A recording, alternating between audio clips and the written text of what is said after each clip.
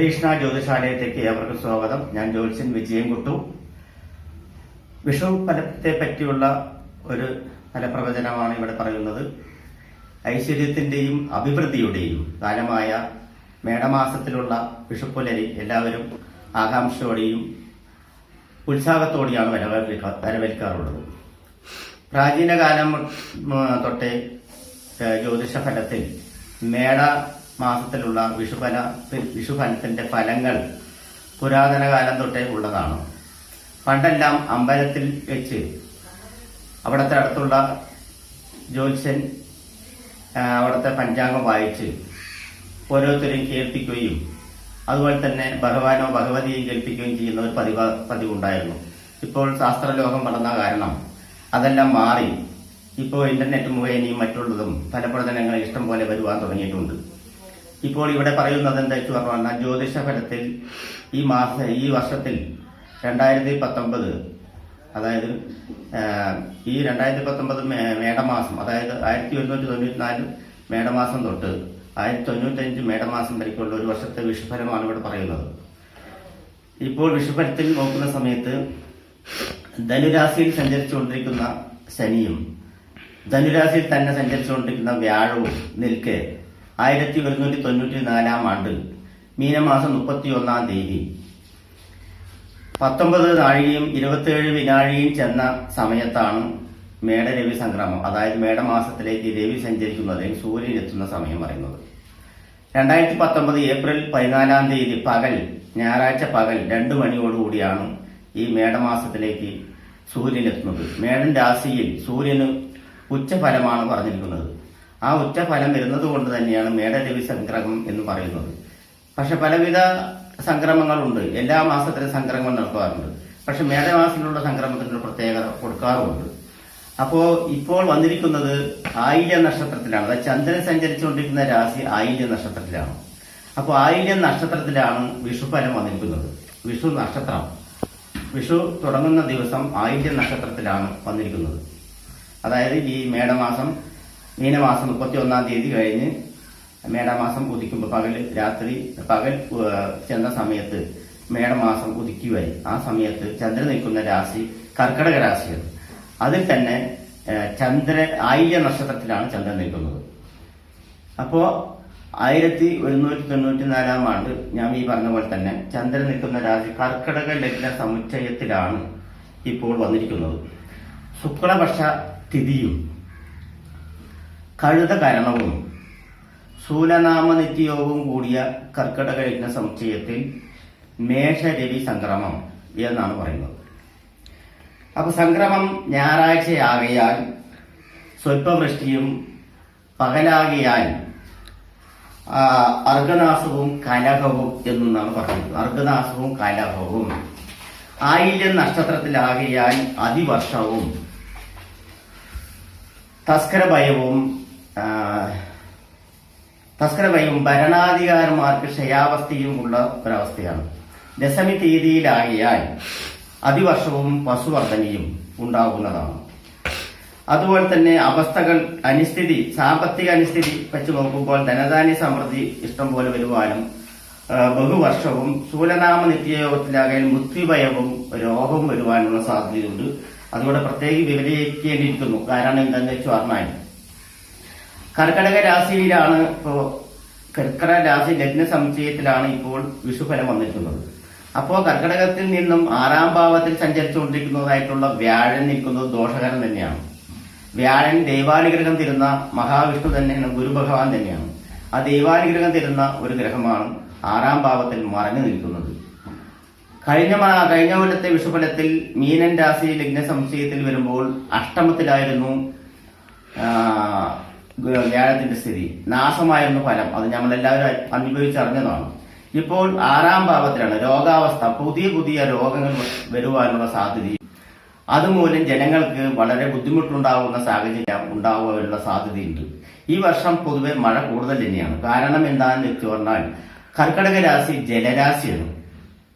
അതെ, കർക്കടക രാശി കുളീര രാശി എന്ന് പറഞ്ഞു, കുളിര് പോരുന്ന രാശിയാണ്.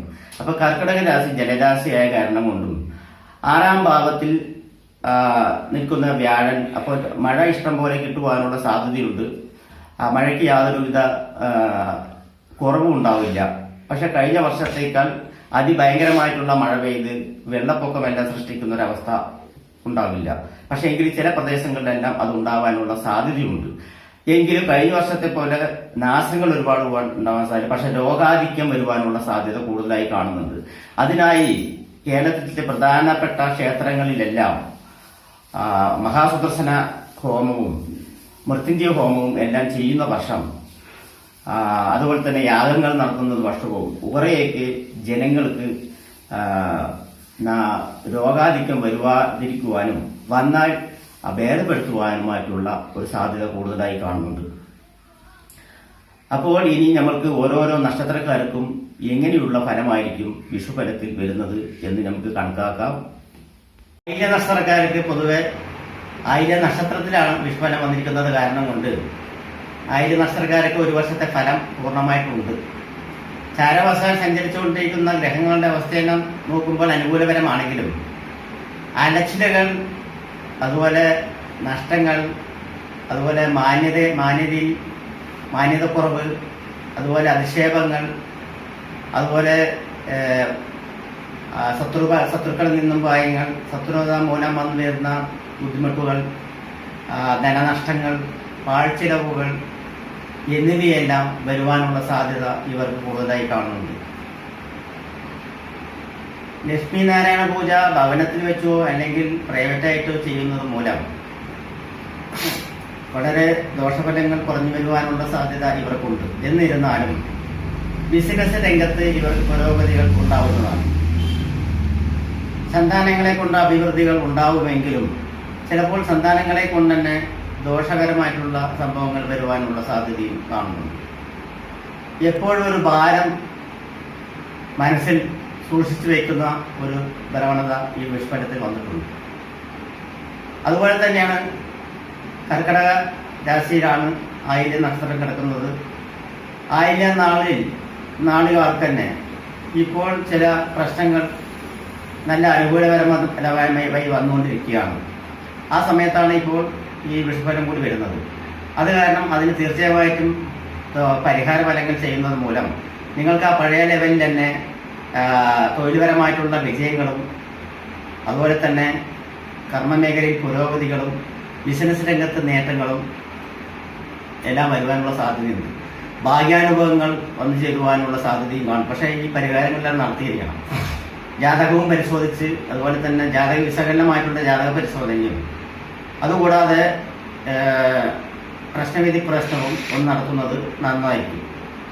കർമ്മമേഖലയിൽ പുരോഗതികൾ വരികയും വിദേശ രാജ്യ ബന്ധങ്ങളിലൂടെയുള്ള തൊഴിൽ മേഖല പുരോഗതി വർദ്ധിക്കുകയും ബിസിനസ്സുകാർക്ക് വൻ നേട്ടങ്ങൾ വരുവാനുള്ള സാധ്യതയും ഉണ്ട്.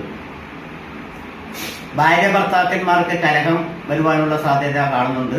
ബന്ധുക്കളുമായി ചിലപ്പോൾ ഇടഞ്ഞു വരുവാനുള്ള സാധ്യതയും കാണുന്നുണ്ട്. വർത്തമാനം വളരെ സൂക്ഷിച്ചു വേണം സംസാരിക്കുവാൻ. അല്ലാത്ത പക്ഷം സംസാര രീതിയിൽ വരുന്നുള്ള സംഭാഷണ രീതികൾ മൂലം ദുഃഖപ്പെടുവാനുള്ള സാധ്യത കാണുന്നുണ്ട്. കേസ് വഴക്കുകൾ നടക്കുന്നവർക്ക് കുറച്ച് അരച്ചിലുകൾ വരുവാനുള്ള കൂടുതൽ സാധ്യത കാണുന്നുണ്ട്. അതുമൂലം തന്നെ സിനിമാ മേഖലയിൽ പ്രവർത്തിക്കുന്നവർക്കെല്ലാം നേട്ടങ്ങൾ വരുവാനുള്ള സാധ്യതയും രാഷ്ട്രീയ പ്രവർത്തനത്തിൽ ഏർപ്പെട്ടിരിക്കുന്നവർക്കും നേട്ടങ്ങൾ വരുവാനുള്ള സാധ്യത പൊതുവായി കാണുന്നുണ്ട്. അതുപോലെ വിവാഹാദി മംഗളകർമ്മങ്ങൾ നടക്കുവാനും കുടുംബത്തിൽ ഐശ്വര്യ വർധനവും ഉണ്ടാകുവാനുള്ളതും, അതുപോലെ തന്നെ സാംസ്കാരിക രംഗത്ത്, ബിസിനസ് രംഗത്ത്, സ്വർണ്ണ മേഖല ബിസിനസ് രംഗത്ത് വൻ നേട്ടങ്ങൾ വരുവാനും വസ്ത്രമേഖലയിൽ പ്രവർത്തിക്കുന്നവർക്കും ഗുണാധിക്യങ്ങൾ കൂടി വരുവാനും, അതുപോലെ വിദേശ യാത്രകൾ കൊണ്ട് നേട്ടങ്ങൾ കൈവരിക്കുവാനും വിദേശ ജോലി തരപ്പെടുവാനും വിദേശ പഠനം തരപ്പെടുവാനുമുള്ള സാധ്യതകളെല്ലാം കാണുന്നുണ്ട്. വിദേശത്തിൽ നിന്നും സ്വദേശത്തേക്ക് മടങ്ങി വരുവാൻ കുറേ കാലമായി ശ്രമിക്കുന്നവർക്കെല്ലാം നടക്കാവുന്ന ഒരു കാര്യമാണ്. പൊതുവെ ഇവർക്ക് വിഷുഫലം വരുന്നുണ്ടെങ്കിലും അതിനുള്ള പരിഹാരം ചെയ്തു കഴിഞ്ഞാൽ തീർച്ചയായിട്ടും ഇവർക്ക് ദോഷഫലങ്ങൾ കുറഞ്ഞിരിക്കും.